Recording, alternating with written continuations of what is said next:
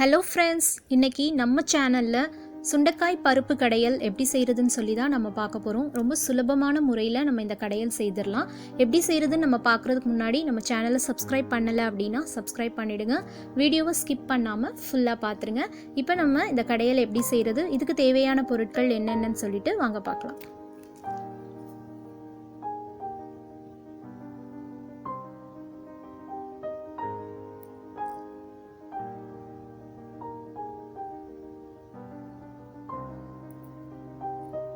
சுண்டைக்காய் பருப்பு கடையல் செய்ய என்னென்ன பொருட்கள் தேவைப்படுதுன்னு பார்த்துருவோம். எண்ணெய், சுண்டைக்காய், சீரகம், கடுகு, உளுத்தம் பருப்பு, பெருங்காயம், மஞ்சள் பொடி, பூண்டு, காய்ந்த மிளகாய், புளி, பச்சை மிளகாய், கொத்தமல்லி, கருவேப்பிலை, உப்பு, துவரம் பருப்பு, தக்காளி, வெங்காயம். எப்படி செய்கிறது அப்படின்னு வாங்க பார்க்கலாம். நான் 150 கிராம் தோரம் பருப்பு எடுத்திருக்கேன். அதை நல்லா வாஷ் பண்ணிவிட்டு நம்ம சேர்த்துக்க போகிறோம். எந்த பாத்திரத்தில் நீங்கள் வேக வைக்க போகிறீங்களோ அந்த பாத்திரத்தில் சேர்த்துக்கோங்க. மண் சட்டியில் வேக வச்சிங்க அப்படின்னா ரொம்ப சூப்பராக இருக்கும். மண் சட்டி இருந்துச்சுன்னா அப்படி கூட நீங்கள் செய்துக்கோங்க. தோரம் பருப்பு கூட நம்ம மற்ற பொருட்களை சேர்த்துக்கலாம். 2 மீடியம் சைஸ் தக்காளி கட் பண்ணி சேர்த்துருக்கேன்.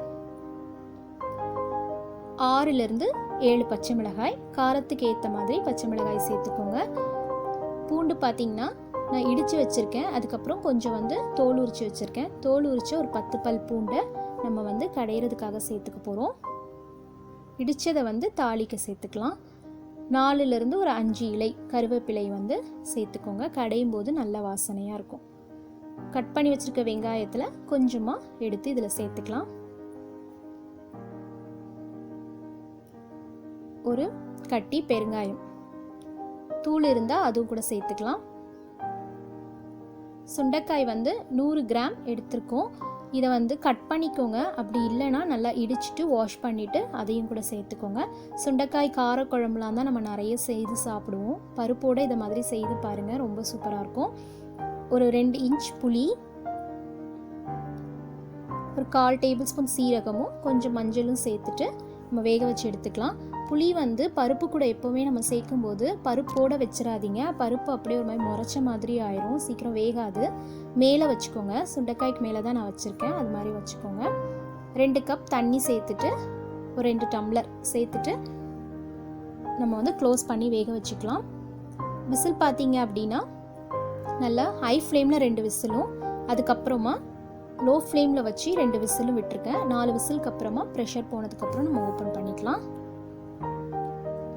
இப்போ நம்மளோட விசில்லாம் வந்ததுக்கப்புறம் ஸ்டவ்லேருந்து இறக்கிட்டு ப்ரெஷர் போனதுக்கப்புறம் நான் ஓப்பன் பண்ணி பார்க்குறேன். சுண்டைக்காய் பருப்பு எல்லாமே நல்லா வெந்து வந்துருச்சு. தண்ணி எதுவும் நமக்கு இல்லை, கரெக்டாக இருக்குது. ஒருவேளை உங்களுக்கு தண்ணி அதிகமாக இருந்தால் வேறு ஒரு பாத்திரத்தில் தனியாக எடுத்து வச்சுட்டு கடைஞ்சதுக்கப்புறமா சேர்த்துக்கோங்க. இல்லைனா மசிக்க வராது. தண்ணி அதிகமாக இருந்தால் மண் சட்டி இருந்தால் அதில் போட்டு மசிச்சுக்கோங்க. அப்படி இல்லைன்னா நம்ம இதுலேயே கூட மசிச்சுட்டு வேற ஒரு பவுலில் இதை மாற்றி வச்சுக்கலாம். இப்போ நம்ம இதுக்கு ஒரு தாளிப்பு மட்டும் கொடுத்துட்டோம் அப்படின்னா இது முடிஞ்சிரும். சுண்டைக்காய் நம்மளுடைய உடலுக்கு ரொம்ப நல்லது. வயிற்றில் இருக்க பூச்சியெல்லாம் கொல்லும். குழந்தைங்களுக்கெல்லாம் வயிற்றில் பூச்சி வந்துருச்சு அப்படின்னா சுண்டைக்காய் கொடுக்கலாம். நீங்கள் காரக்குழம்புலாம் வச்சு கொடுத்தீங்க இல்லை வத்தல் கொடுத்தீங்க அப்படின்னா சாப்பிட மாட்டாங்க சுண்டைக்காய் வத்தல்லாம். அதையும் நீங்கள் இதை மாதிரி பருப்போடு செய்துட்டு கொஞ்சம் நெய் விட்டு சாப்பாடு கொடுத்தீங்க அப்படின்னா சாப்பிடுவாங்க. அது அவங்களுக்கு ரொம்ப யூஸ்ஃபுல்லாக இருக்கும். பசி இல்லாமல் அப்படி இருக்கிறவங்களுக்கு கூட சுண்டைக்காய் ஃபுட்டில் எடுத்துக்கும் போது நல்லா பசி தூண்டும். ட்ரை பண்ணி பாருங்கள். தேவையான அளவு உப்பு சேர்த்துட்டு நல்லா மிக்ஸ் பண்ணி விட்டுக்கோங்க. இப்போ நம்ம இதை தாளிச்சிடுவோம். நல்லா ஹீட்டான கடாயில் ஒரு 2-3 டேபிள் ஸ்பூன் ஆயில் சேர்த்துக்கோங்க. நான் குக்கிங்காக ரைஸ் பிரான் ஆயில் தான் வாங்கியிருக்கேன். இது ரொம்ப சூப்பராக இருக்குது இந்த ஆயில். நீங்கள் யூஸ் பண்ணி பார்த்துட்டு எப்படி இருந்துச்சுன்னு சொல்லுங்கள். அதிகமாக யூஸ் பண்ண வேண்டிய இடத்துல கம்மியான ஆயில் யூஸ் பண்ணி செய்யலாம். இந்த ஆயில் எப்படிலாம் யூஸ் ஆகுதுன்னு நான் உங்களுக்கு சொல்கிறேன். ஒரு 1/2 டேபிள் ஸ்பூன் கடுகும், 1/2 டேபிள் ஸ்பூன் உளுத்தம் பருப்பு, ஒரு 1/2 டேபிள் ஸ்பூன் சீரகம் ஹீட்டான ஆயிலில் போட்டுட்டு பொரிய விட்டுக்கோங்க. கடுகு, உளுத்தம் பருப்பு, சீரகம் நல்லா பொரிஞ்சதுக்கு அப்புறமா ஒரு 4 காய்ந்த மிளகாய் சேர்த்துக்கலாம். நான் ஒரு பிஞ்ச் பெருங்காய பொடி சேர்த்துருக்கேன். இது வந்து ஆப்ஷனல் தான், நல்ல ஒரு வாசனையாக இருக்கும் நமக்கு தாளிப்புக்கு, அதுக்காக நான் சேர்த்துருக்கேன். இடித்த 5 பல் பூண்டு நல்லா தோலோடு இடிச்சிட்டு அதையும் சேர்த்துட்டு வதக்கிக்கலாம். கொஞ்சமாக கருவேப்பிலை சேர்த்து விட்டுக்கோங்க. காஞ்ச மிளகாய் பூண்டு எல்லாமே நல்லா வதங்கி வந்ததுக்கப்புறமா நம்ம ஒரு வெங்காயம் கட் பண்ணி எடுத்து வச்சுருக்கோம், அதையும் நம்ம சேர்த்து வதக்கி விட்டுக்கலாம். வெங்காயம் நல்லா ப்ரௌன் ஆகிற வரைக்கும் வதக்கிக்கோங்க, கருகாமல் வதக்கி விட்டுக்கோங்க.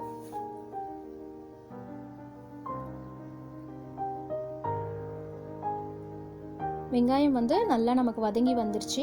இந்த அளவுக்கு நமக்கு வதங்கி வந்ததுக்கப்புறமா நம்ம ஸ்டவ் ஆஃப் பண்ணிவிட்டு அந்த சுண்டைக்காய் பருப்பு கடையலில் அதை சேர்த்துக்கோங்க. இந்த கடையல் பார்த்திங்கன்னா கொஞ்சம் திக்காக தான் இருக்கணும், அப்போ தான் நல்லாயிருக்கும். வெங்காயம்லாம் பொரிஞ்சு வந்ததுக்கப்புறம் சேர்த்துட்டு நல்லா மிக்ஸ் பண்ணி விட்டுட்டிங்க அப்படின்னா நமக்கு நல்லா ரெடி ஆகிடும். கொத்தமல்லி இலை தூவிட்டு நம்ம சர்வ் பண்ணிடலாம். ரொம்ப சீக்கிரமான நேரத்தில் நம்ம இதை செய்திடலாம். கண்டிப்பாக நீங்களும் ட்ரை பண்ணி பார்த்துட்டு எப்படி இருந்துச்சுன்னு சொல்லி எனக்கு கமெண்ட் பண்ணுங்கள். சுண்டைக்காய் வந்து ரொம்ப சிறியதாக இருந்தாலும் அதோடைய பயன் பார்த்திங்கன்னா ரொம்ப பெரியது. அதனால் சுண்டைக்காய் கிடச்சிது அப்படின்னா ஈஸியாக கிடைக்கும். நிறைய வீடுகளில் நமக்கு செடியெல்லாம் கூட இருக்கும். அதனால் சுண்டைக்காய் நிறைய நம்ம ஃபுட்டில் எடுத்துக்கிறது நல்லது.